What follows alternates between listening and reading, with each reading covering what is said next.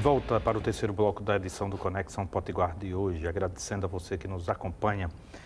Neste bloco nós temos o prazer de receber o advogado, especialista em direito médico, o Dr. Técios Moura Rebelo, aqui eu agradeço a presença. Tudo bem, Técios? Tudo bem, Pito. Bom dia, né? Agradeço muito aqui o convite. É sempre satisfação poder tratar do direito médico e do direito à saúde, que é uma área que tem sido tão explorada pela mídia e também tem tanta dúvida por parte das pessoas que nos ouvem, né, em casa e os próprios médicos. É verdade, diz respeito à vida das pessoas, né? E nós vivemos um momento de crise e parece que há crise também em relação a descredenciamento de planos de saúde. Você deve ter sido acessado, procurado para conversar sobre isso. Sim, constantemente nós conseguimos conversar tanto com médicos e com alguns colegas ou usuários e consumidores de plano de saúde, e nós temos um dado recente que até dezembro do ano passado nós tivemos 500 mil usuários que foram desligados dos planos de saúde. Isso no Brasil? No Brasil. E até esse dia atual, nós temos aproximadamente 180 mil desligamentos. Então, vamos aí para quase 680, quase 700 mil desligamentos de plano de saúde. Esse número é muito sério porque essas pessoas que tinham plano de saúde vão desaguar, vão voltar a utilizar o SUS, o que vai causar certamente um inchaço, já que a própria crise já torna o SUS e o SUS já é sucateado atualmente. E aí tem um problema duplo, né? Atinge as empresas de plano de saúde que devem demitir em função do descredenciamento e, por outro lado, impacta nas filas dos hospitais públicos. Perfeito. No plano de saúde nós temos a questão direta do lucro, que eles também visam lucro, e um aspecto que pode ser visto diretamente dessa questão da diminuição dos credenciados, dos usuários, é exatamente, às vezes, o aumento do valor do plano de saúde individual. Nós temos os planos individuais, que eram feitos com mais frequência, e agora os planos coletivos, que geralmente é uma pessoa jurídica, um CNPJ, que regulamenta um grupo de pessoas. Quando 2, 3, 4, 5 pessoas saem daquele plano de saúde, acaba que o custo vai ser repartido para os que ficarem. Então, além de tudo, existe um aumento desses planos de saúde coletivos, o que causa também, muitas vezes, com que as próprias pessoas que faziam parte daquele plano também tenham que sair porque não tem mais condições de arcar mensalmente com aquele valor.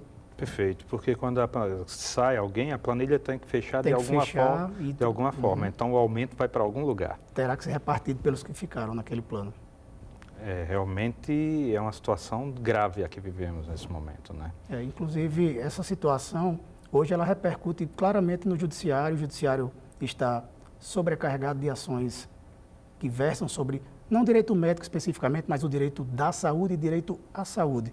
Tanto as tutelas que se buscam medicamento, que se buscam internação hospitalar e até mesmo a questão hoje das revisionais de plano de saúde. Muita gente não consegue mais pagar, pagou a vida inteira um plano e chega um determinado momento que aquele índice de reajuste é tão alto que a pessoa simplesmente ela não consegue mais adimplir o contrato e aquele contrato vai morrer. Se não houver uma medida, muitas vezes buscar um juizado especial, a defensoria pública, para conseguir reverter essa situação. Técios, uma outra questão que tem sido bastante discutida, sobretudo nas redes sociais, é a questão das agressões aos profissionais da saúde. Isso você tem recebido no seu escritório? Como é que você tem discutido isso? A questão da agressão, ela parte muito para o âmbito público, né? Prestação de serviços em hospitais, em PSFs, e nós acabamos acompanhando esse movimento junto ao CRM, com os conselheiros, com o presidente do CRM, Dr. Marcos Lima. Houve uma reunião no CRM para tratar da segurança dos médicos, né? Mas é uma realidade, a falta de dinheiro público, inclusive, para muitas vezes renovar esses contratos com esses terceirizados da segurança, está fazendo com que os postos dos hospitais fiquem abandonados de segurança e o médico acaba sendo agredido e ele sofre essa ponta, ele sofre lá na ponta, muitas vezes pela insatisfação do usuário com o sistema, não com o médico, mas o médico ele acaba sendo atingido diretamente por esse caos instalado na saúde. Nós lembramos o médico, mas termina sendo agredido também toda a equipe de saúde, a equipe, né? Eu acredito que o próprio usuário, o próprio paciente, quando ele não é atendido, quando só tem um médico, 2 para atender muitas pessoas e aqueles pacientes entram num momento de desespero, porque a doença, a gente tem a consciência de que quem está lá está fragilizado pela doença. E quem vai procurar um posto de saúde não vai porque não está precisando, realmente está precisando. E aquela própria condição do paciente, ela gera essa animosidade. É um caso extremamente delicado, todos os envolvidos se sentem prejudicados. Eu acho que ninguém sai ganhando com a situação atual. Perfeito. A ANS recentemente mobilizou-se em função de algumas mudanças. Queria que você pontuasse quais foram. Uhum. A primeira delas, que assim, é mais recente, a ANS ela teve um posicionamento claro, até no site, acho que foi dia 6 agora passado, eles estão tentando fazer com que esses planos coletivos eles não sejam fiscalizados de uma melhor forma, porque estavam criando empresas fantasmas para poder fazer esses planos. Então, a ANS, nesse momento agora, ela está lançando essa nova resolução, já foi aprovada, está apenas aguardando publicação para diminuir as contratações de planos coletivos. Nós tínhamos antigamente, era muito comum você fazer um plano individual ou familiar, mas hoje você se vincula para um plano coletivo de uma pessoa jurídica. Então, isso mudou um pouco a característica do plano de saúde. E essa repercussão desse plano coletivo, ela veio diretamente nos valores das mensalidades e nos reajustes das mensalidades também, né? Outra questão importante também, o que foi recente, tem uma resolução, a 398 da ANS, mexeu muito com as famílias brasileiras por causa da questão que trata do parto. E aí, parto natural? Natural e o cesariano. Cesariano. Né? Então, há uma indicação de que haveria muitos partos naturais, muitos partos cesarianos em nosso país. E a ANS, ela fez duas resoluções. Foi a 368 e a 398. Qual a diferença de uma para a outra? Elas se complementam, sim. Mas a grande questão foi tentar fazer com que o médico primeiro buscasse o parto natural, o parto vaginal, para depois ele buscasse a cesárea. A grande problemática disso, houve inclusive reuniões extraordinárias no Conselho Regional de Medicina aqui do Estado.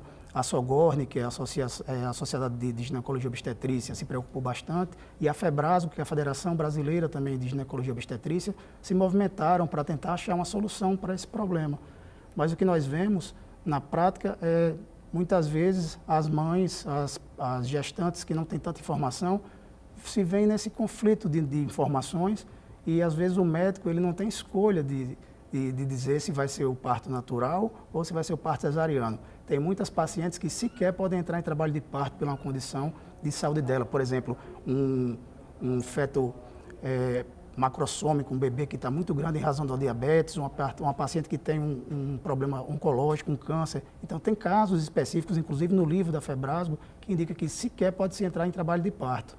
Então, assim, há uma norma um pouco teratológica, às vezes ela foge da normativa técnico-médica, e isso gera um conflito entre os médicos também e deixa as mães, as gestantes e as famílias todas muito apreensivas.